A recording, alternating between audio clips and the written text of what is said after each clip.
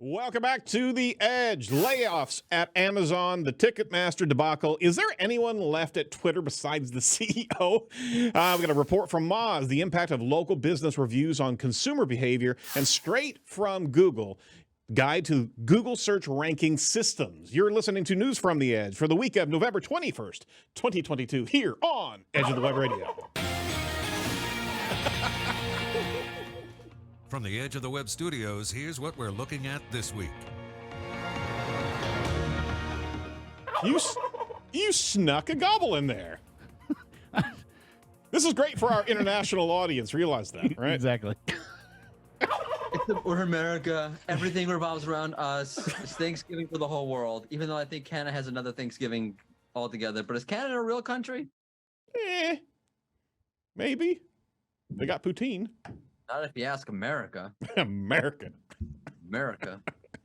That mysterious voice is Morty Oberstein, the head of SEO branding over at Wix. Morty, thanks for jumping into the intro as quickly as you possibly could. It is going to be Thanksgiving after all. Yeah. So are you doing anything for Thanksgiving? Oh, wait, no. Are you? Yeah. Good. No, I'm still wait, when you leave the country, you're not in America anymore? I still have a passport. I still love baseball. I still love cherry pie. Anything I still else? love Thanksgiving. Yeah. I still love football. Yeah, there's football. I'm not making a turkey. Is it still a thing that the Detroit Lions decide to lose every Thanksgiving? Yeah, no, that's so bad this year. Yeah, they're playing the Bills. That should be a decent game. And then they got the Cowboys and the Giants. That could be a decent game. That should be a decent year of football and Thanksgiving for a change. I got nothing else, really. I was just trying to make you feel at home there. Thank you. Yeah, you're welcome. You're welcome. For those of you who are just joining us, haven't come across us before, this is Edge of the Web Radio. I'm your host, Aaron Sparks. I own a company here in Indianapolis, Indiana, a digital marketing firm named Site Strategics. We cover on this show SEO and digital marketing news of the week, separate from our weekly interview series that we do. We've been doing this for about over 10 years, got over 540 episodes in the bank, and we implore you, go check some out. Don't check them all out. Don't check the first ones out. Well, maybe you want to, just for a quick laugh. But we're blessed to be able to talk to a heck of a lot of people around the world that are inside digital marketing and top influencers and professionals around the planet. So check out everything over at edgeofthewebradio.com. That's edgeofthewebradio.com. This show is sponsored by the title sponsor, Site Strategics, our aforementioned company. Proud to have Site Strategics as the title sponsor of Edge. Very proud of our team here at Site, one of the top SEO companies in the Midwest, and we're consummate learners. That's the reason we do this show on a regular basis. So we're going to talk a little bit more about what we do, but if you want to check us out, go over to sitestrategics.com today. And back to Morty. How's Morty doing?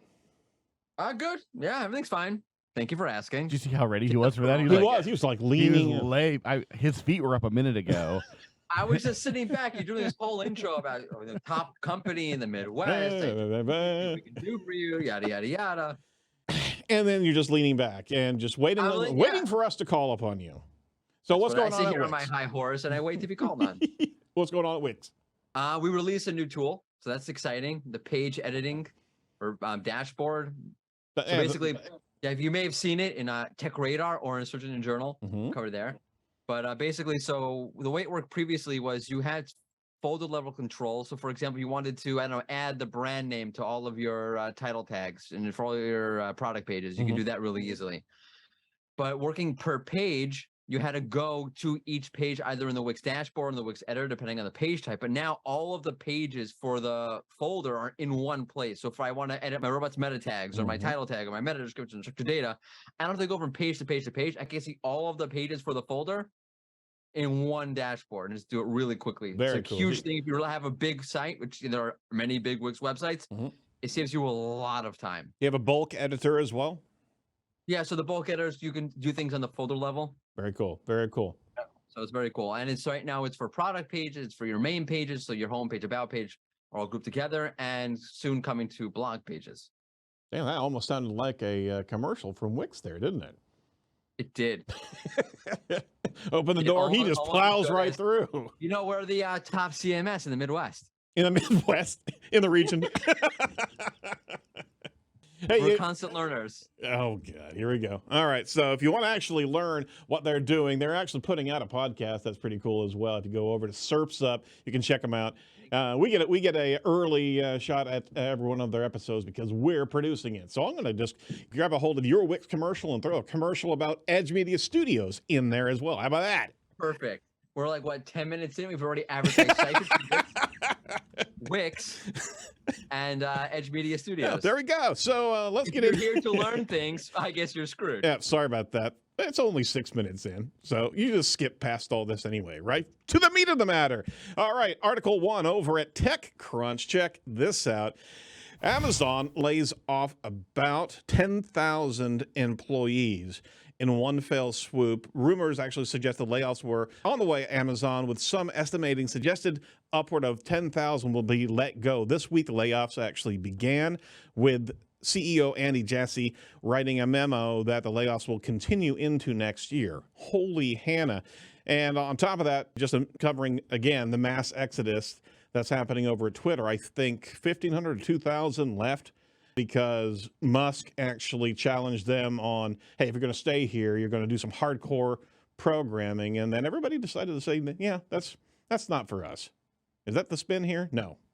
I don't think it's a way to spin that. It's basically like, I'm here to abuse your time and lives. You're a servant to me. That's pretty much how Musk. he's coming across. And if you don't like it, you can leave. And guess what people did? They left. They left. It's terrible. I mean, is there any hope that Twitter's going to? Yeah, it is. Is there any hope that Twitter's going to survive this? I don't know. I mean, look, I hope the platform has been a little bit glitchy. The app's been really glitchy for me, but I don't know. Maybe it's unrelated. Mm-hmm. Correlation doesn't equal causation, but correlation is pretty damn good. I hope so. I like Twitter. I like Twitter less and less as time goes on, but it's good. It's a mess. I don't know. What do you say about this guy? He comes in, like a bat out of hell. Literally, he's like from hell, this guy. I don't know what he's thinking, doing the most ridiculous things. I think he bought this. I think he's so rich that he bought this. Like, you know what? Like, I can push all my social agenda. I'll just buy Twitter. And who cares what happens? I don't know. I think I still hold on to a theory that there's some other players in play here. They decided to take down Twitter, and Elon just decided to front some cash. But I'm sure there's some other like Zuckerberg saying, "Oh no, oh this whole meta universe thing, it's not going to work out. Take down Twitter. Take down Twitter. Quick, pull the other lever." People aren't walking around in some kind of like fake reality all day long. Oh no, that's a great idea. Didn't they try that a long time ago? Wasn't that Friendster or something like that? There was some VR home. Are you thinking of Second Life? Yes, Second Life. That's what it was. I mean, I think you can still play it. I had a friend that was into it, and I played it once for like 10 minutes. I was like, that's enough. I mean, it wasn't VR. Well, for me, at least, it wasn't VR. It was just on a screen. Right. It wasn't. Right. Yeah. But people are going to Mastodon instead. Yeah. Heck yeah. Mastodon's actually kicking it, and they've addressed a number of the UX problems here. It's actually turning out pretty good, I think. It's not bad. I still find it like hard to like find content and make sure I'm seeing content from the right people. I think sometimes you do need an algorithm. Yeah. Like if I don't catch it at the right time or you didn't put a hashtag in there, that kind of sucks. Mm-hmm. And all the junk's starting to come in there. All the bots are starting to roll in. There's a lot of crap that you really don't want to see popping up on your screen. Oh, I haven't had that yet. Yeah. I agree with the algorithm. I was talking with some people about it. They're like, oh, it's great because there's no algorithm. And I think we're also used to the algorithm, though. Like, I'm used to the algorithm helping me find things I like. Right.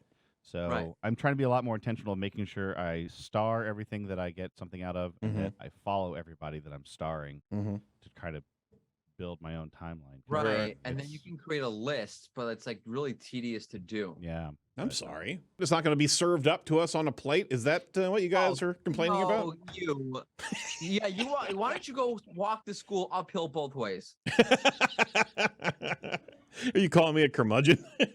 Yes, that's exactly what you are. Hey, hey, the last story on that TechCrunch article, I do want to make a point here. Evernote just got bought out. Evernote, one of the longest standing app store placements, it just got bought out by Bending Spoon, kind of a end of an era, so to speak. We love Evernote, and hopefully it'll be stable in the transfer of power, so to speak. But nobody really cares.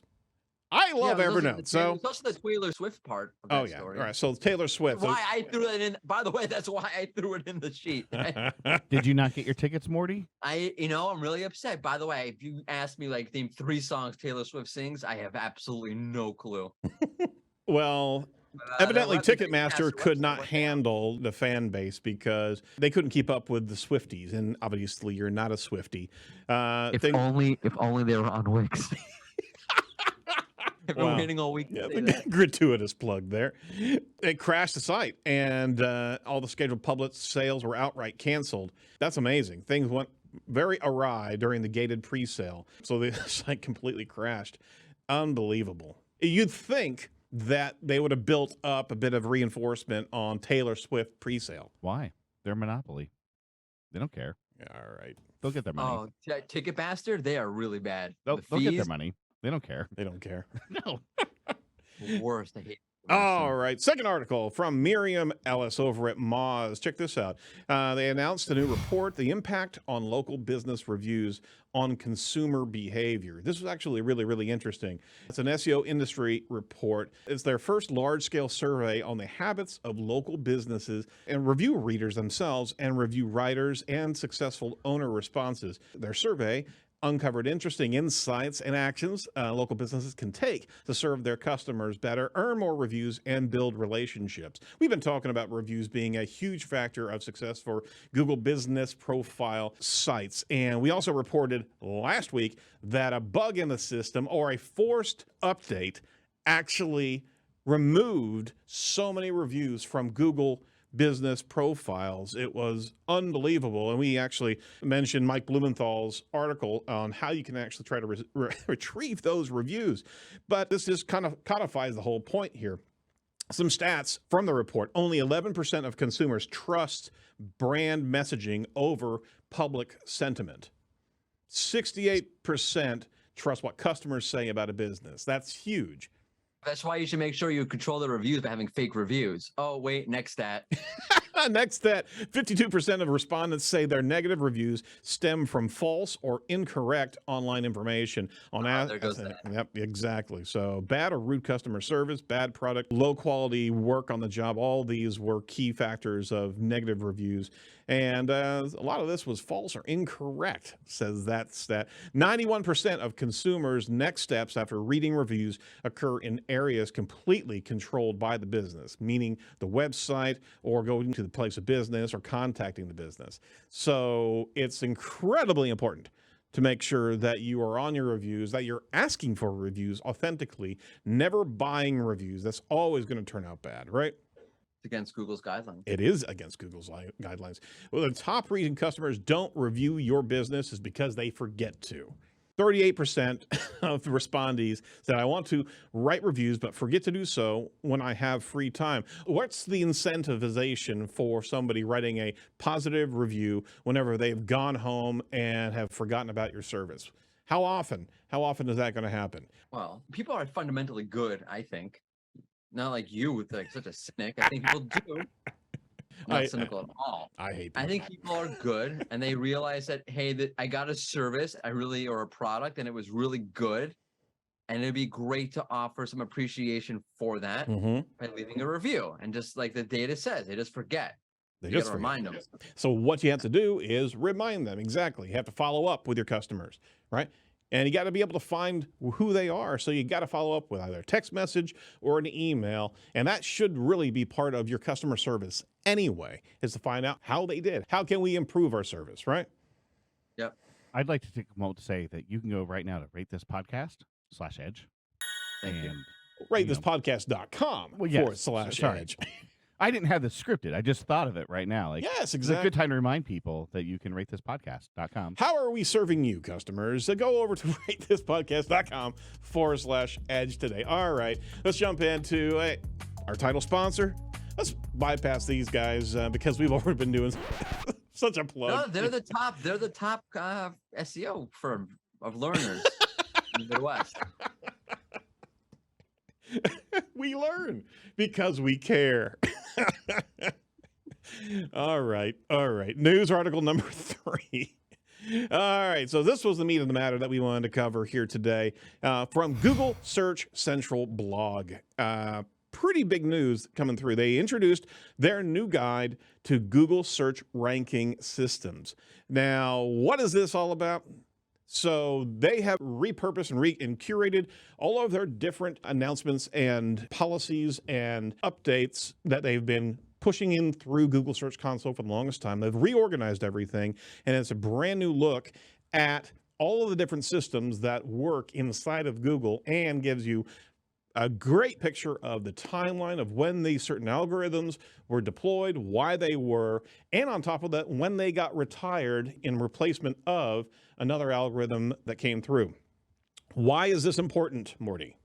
Well, it's always nice to have a look at what's there officially from Google, but as like all Google documentation, there are always some nice gems in there. There are. And more importantly, if you actually read the introduction, they're making very careful focus on their word choice, and they've actually adjusted their word choice. Now, we see a good deal of time that Google Search Console blog will actually change things while something's happening, right? We saw something happen last week, and all of a sudden, the word choice was actually being rewritten while people were clamoring on it in Twitter.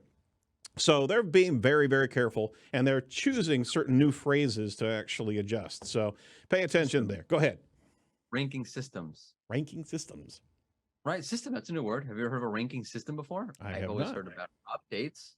Never heard of ranking systems before. We have new systems. That makes a lot of good sense because there's not just updates, there's things that are meta update that help Google better understand. There's a technology that helps Google better understand what the heck they're looking at, which is beyond the update. If you think about it, like things like RankBrain or Mom or BERT, they're meta update. There's calling them out the algorithm. Like if you're thinking of the algorithm in terms of like the traditional ranking factors, like there are things that are meta factors, they're beyond the factor that factor in. Get what I did there? I did. That was like a double entendre there. Yeah, right. So ranking systems is a nice way of putting it. So they've organized everything together, and we have a full list that we're going to send over. There's actually a Search Engine Land article that Barry just wrote up yesterday as well, breaking down every one of these. We certainly implore you to go over there and check it out. Marie Ains actually was doing some live blogging as she was reading and going through that.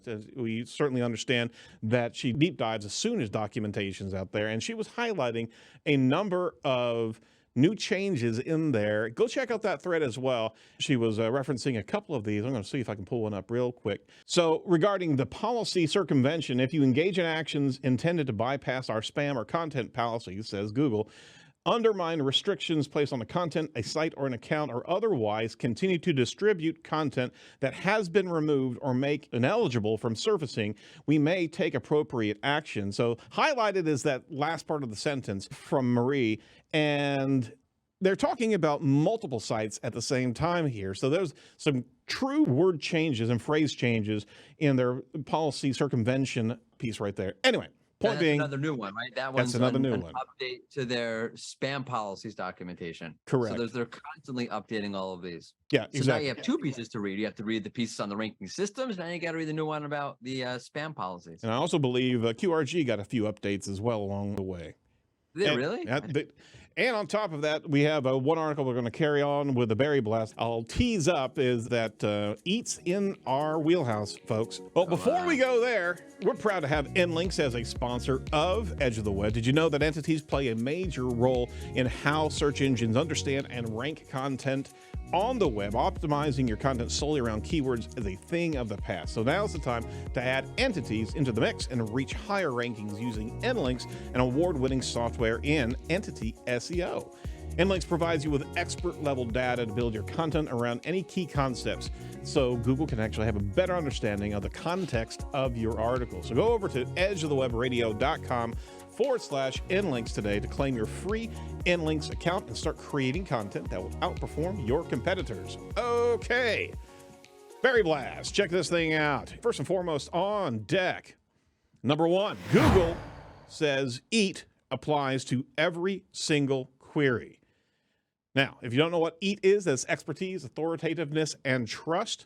And Youngjin Kim, during an interview at SMX last week, said pretty much EAT is a core part of our metric and is applied to every query that's actually happening. So Google lives on the principles of eat every single day. He said we do it on every single query and every single result. He also added, so it is pretty pervasive throughout everything we do. So here's a question here. With all these rating systems that we were just referencing, EAT is now housed in this as well. It's not an actual rating system. You can't see that in that list. So there's even more depth to what we're seeing here is you got rating systems, you've got algorithms, but you also have these additional concepts, Morty, that don't have a placeholder or permanence that Google recognizes, but it's still there. I mean, literally, the VP of Google Search says EAT's part of every query. Yes, which is not surprising when you think about it, because if you look at the quality rater guidelines, so EAT is everywhere. You think, well, wow, Google, I guess, is doing absolutely nothing algorithmically to try to replicate EAT. Exactly. That was sarcasm right there, folks. Yeah. No, but it's just part of like Google's weight of trying. I hate calling them factors, but Google's weighing and understanding of what the heck they're looking at.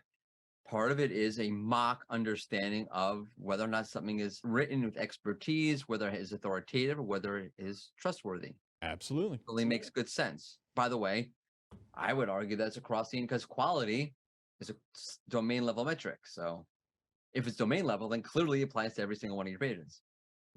See how we summed that up so nicely. Lily Ray also summed up that SMX keynote from the VP of Google Search as well. So check that out. And I will put a show note in the links here. It was pretty extensive, that particular keynote address. So I don't know if you checked out SMX. Did you? I did check out that keynote. That was very good. There's a couple of things in there that could talk about that caught my attention. What was it? They're talking about, I forgot which algorithm update it was, but I think maybe it was like spam, not spam, it was something else they were talking. Yeah, he said, yeah, I think that's part of our core algorithm. So it was amazing that even he was like, wasn't saying it's 100% certain this is part of the core algorithm. Even Google doesn't understand the full algorithm the way you would think precisely step by step by step. So I thought that was interesting. But you can get it on replay. Check it out. Yeah. We'll drop a couple notes here in the podcast as well. Hopefully we can grab that and put some audio in here. So check out the keynote notes from Lily over there at Search Engine Land as well. All right. Google says, don't randomly change the author name. Use author annotations and updated content as a new author. So over at Search Engine Roundtable, I forgot to mention Barry's site. Google's John Mueller was asked about the impact of changing the author's name on an article. John gave 3 pieces of advice in response to the question.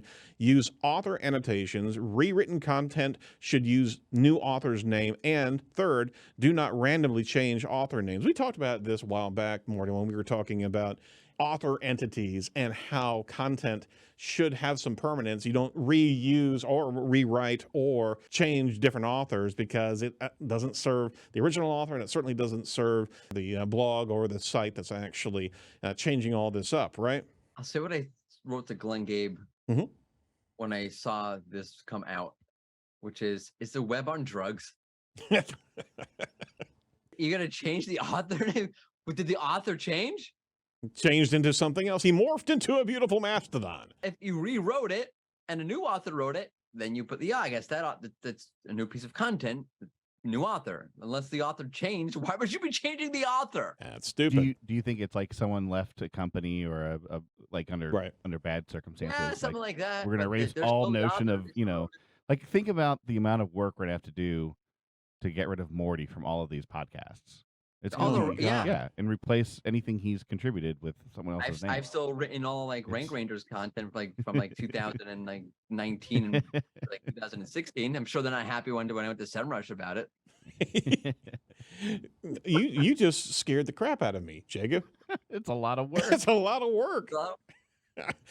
It is what it is. Yes, you could do the whole thing where the name of the company is the author, but then you lose all of that. Forget any SEO benefit, EAT, blah, blah, blah. You lose any extra credibility with your readers, in my opinion. Yeah, and the question is, why are you changing the name of the author to someone else if that person did not write that piece of content? Doesn't make a lick of sense. That's the web for you. That is third article from Search Engine Roundtable to wrap this up. Beware of fake ownership requests from Google Business Profiles. We've heard it time and time again, but I just saw one come through here trying to grab one of our clients' listings here just recently. Barry says he's sure he's many of you have received one or two of these requests from Google Business Profile saying the owner is requesting access to maintain your business. Well, I usually reject them. He says he just deletes them, but he's hearing from local SEOs that this is becoming more and more of an issue. Ben Fisher said in the local search forum, I'm seeing a ton of owner requests come in from hijackers. Are you seeing the same?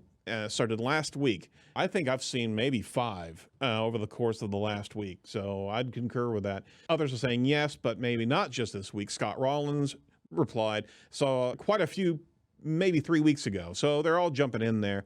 So there's a help document on ownership requests that say if a business profile on Google has already been verified and you're authorized to manage this profile, you can request ownership from the current profile owner.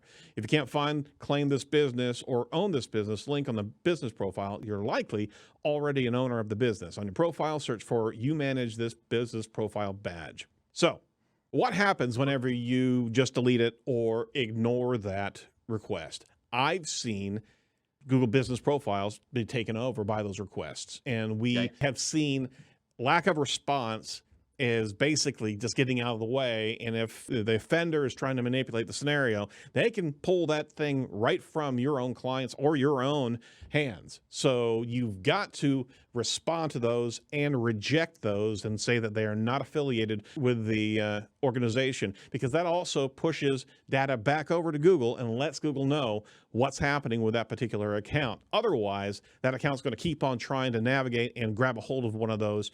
And that's the ugliest thing in the world whenever you see one of those things go down. Morty? That sucks. I agree. It's a mess. It does suck. All right, so check out Search Engine Roundtable for all of the action over there. Hey, we are proud to have Page One Power as a sponsor of Edge of the Web, our news series here. It's great to have them on board. Page One Power is an SEO agency specializing in sustainable link building and strategic content creation. They create content and links that are tailored to your goals, all with a project manager who will be with you every step of your campaign. So visit edgeofthewebradio.com/Page One Power today to sign up for a free 30-minute consultation. Thanks for joining the Edge team, Page One Power. All right, wrapping up here. Hey, how about SEO chat? What's going on there? Thanksgiving. Oh, it's Thanksgiving. That's Thanksgiving. Completely forgot. Yeah, that's going to be Thursday. SEO chat usually happens every Thursday, 1 p.m. Thursday, 1 p.m. Eastern Standard Time on Twitter. If you're still there. If you're still there. So, I haven't figured out how to host it on or if Mastodon it's still running. What's the over-under on Twitter lasting through Thanksgiving? I'm just going to go a week past Thanksgiving. So I don't know. I got, 100 to 1 odds. All right. Yeah, I'm thinking that's pretty safe bet there. I wouldn't doubt that this is probably part of the Thanksgiving Day conversations around the table. You know what I'm saying? Not probably. Yeah, I'm sure just like every, Thanksgiving conversations never get out of hand with, the way the U.S. in particular is polarized with people. Damn, dude. Those conversations never go wrong. Get your conservative uncle coming over the table, spewing all sorts of stuff. You get this person and that. It's great. Now you get one more thing to argue about. Yeah, absolutely. You should really have a place setting just for Elon, so you can talk. We can talk about all the wonderful things that Elon has done in the last week. How do you take a you can literally ruin it in a week? I'd say it took him 2 weeks, but have you guys seen all the funny memes about weird nerds who defend Elon? No. Oh, they're great. No. I can't think of any off the top of my head, but look for those. Those are fun. All the weird nerds who defend Elon. Well, with that, we wish everybody in the U.S. and those abroad who are American citizens a very happy Thanksgiving. And to you, Morty. Thank you. You too. You're more than welcome. And we will be pivoting back around with news this coming next week. All right. With more. This coming next week. Shut up. All right. We're done. That's it. That's it for Edge this week. Check out the Marie Haynes podcast interview that we've got. Interview 1 of 2. And we dig into EAT. So it's timely. Absolutely. With the new announcements that have come through. Be sure to like, comment, and subscribe to our YouTube channel as we drop videos in there as well on a regular basis. From all of us over at Edge, happy Thanksgiving. And be safe, be well. Stop it with that. And don't be a piece of cyber driftwood. We'll talk to you later. Bye-bye.